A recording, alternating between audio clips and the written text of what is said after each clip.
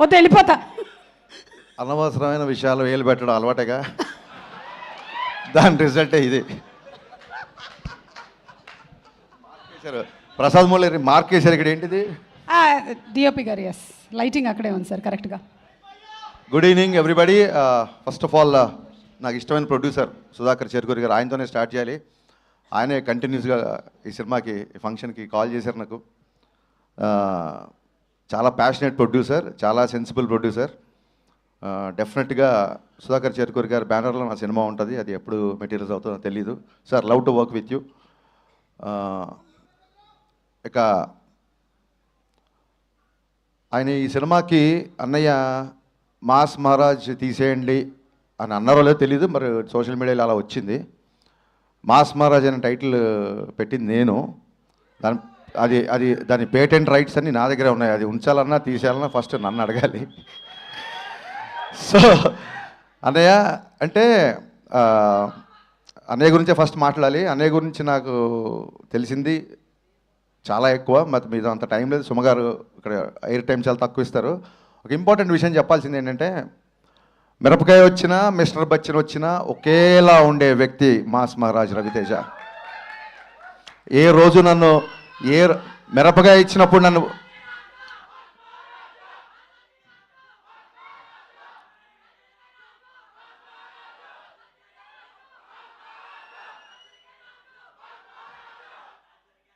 అది లెక్క. సో అన్నయ్య మాస్ మహారాజ్ అనే పదం అది ఉంచాలా తీసేయాలా అనేది మీ ఇష్టం. బట్ మమ్మల్ని ఆపడం మాత్రం మీకు చాలా కష్టం, గుర్తుపెట్టుకోండి. అది జరిగే పని కాదు.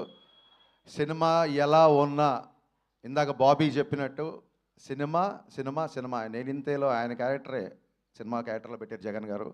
సినిమా ఎలా ఉన్నా సరే, ఆడిందా ఊడిందా ఏం పట్టించుకోవడం, నెక్స్ట్ డే షూటింగ్కి వెళ్ళిపోవడం. దీన్ని భగవద్గీతలో శ్రీకృష్ణ పరమాత్మ అదే చెప్పాడు. అంటే మీకు అర్థమయ్యే భాషలో నేను ట్రాన్స్లేట్ చేస్తా. బ్లాక్ బాస్టర్లు వచ్చినప్పుడు పొంగిపోకరా, ఫ్లాపులు వచ్చినప్పుడు కుంగిపోకరా అని చెప్పాడు. మరి ఆయన భగవద్గీత చదువుకున్నాడో లేదో నాకు తెలియదు, కానీ దీన్ని స్థితప్రజ్ఞత అంటారు అనేది దీన్ని తెలుగులో. ఆ స్థితప్రజ్ఞుడు ఈ క్వాలిటీ నేను ఇద్దరిలో చూసా. ఒకటి పవన్ కళ్యాణ్ గారిలో, మళ్ళీ సేమ్ క్వాలిటీ రవితేజ గారిలో చూసా. అది ఏ ముహూర్తాన ఈ క్వాలిటీ మీరు అలవర్చుకున్నారో నాకు తెలియదు, కానీ మీరు అలవాటు చేసుకోవడం కాకుండా మాలాంటి వాళ్ళందరికీ నేర్పించారు. అందుకే వాళ్ళ ధైర్యంగా మేము ముందు నేను మాట్లాడగలుగుతున్నాను.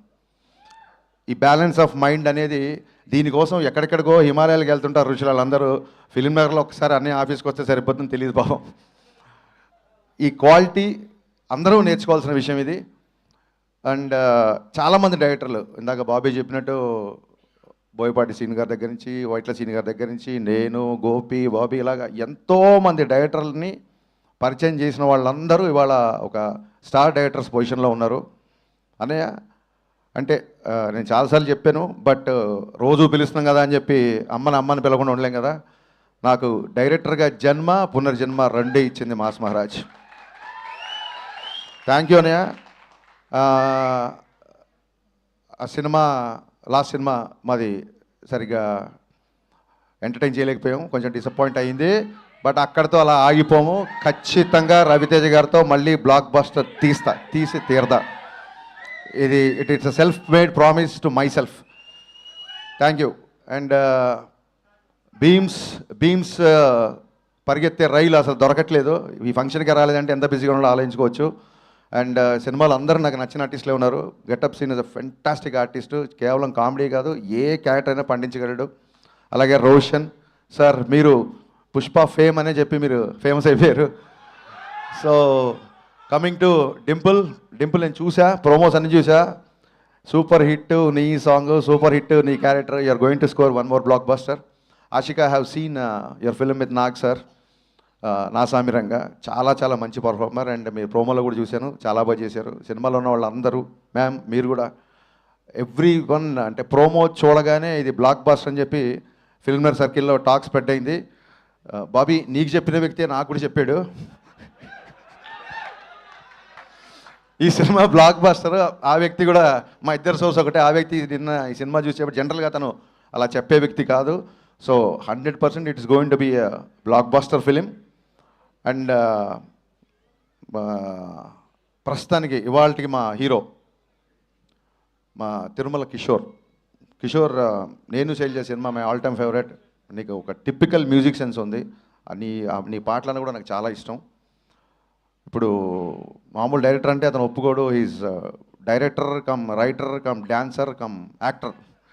సో మరి ఇన్నిసార్లు కమ్ అంటే రామా, ఖచ్చితంగా ఈ సినిమాకి వస్తాం. ఈ సినిమాని బ్లాక్ బస్టర్ చేస్తాం. Kishore, this is going to be blockbuster. ఒక చిన్న సెంటిమెంట్ ఉంది సినిమా వెనకాల. కరెక్ట్గా కొన్ని సంవత్సరాల క్రితం, నాకు ఇయర్ గుర్తులేక కాదు, చెప్తే మళ్ళీ వీళ్ళు ఏజ్ లెక్కట్టేస్తారు. సో కొన్ని సంవత్సరాల క్రితం జనవరి 13న మిరపకాయ రిలీజ్ అయ్యి బ్లాక్ బస్టర్ అయింది. మళ్ళీ జనవరి 13 సేమ్ కెమెరామెన్. ఆ సినిమా కెమెరామెన్ రామ్ ప్రసాద్ అయినా సరే, Prasad Murella, what are destiny, what are life Prasad అన్న. జనవరి 13th రవితేజ గారు బ్లాక్ బస్టర్ మిరపకాయ ఇచ్చావు. మళ్ళీ జనవరి 13th రవితేజ గారి సినిమా నువ్వు చేసావు. సో ఈ సెంటిమెంట్లు అన్నీ వర్కౌట్ అవుతున్నాయి. ఈ సినిమా it's going to be a clean family blockbuster. Trust me. Yeah, Sankranti కొడుతున్నాం, చాలా గట్టిగా కొడుతున్నాం. Thank you. సంక్రాంతి ట్రాఫిక్ అవనియండి తమ్ముడు, మనకు చాలా టైం ఉంది ఇంకా. Ready. Thank you so much Harishankar garu, and thank you so much Bobby garu. Requesting you all to please be seated. Thank you.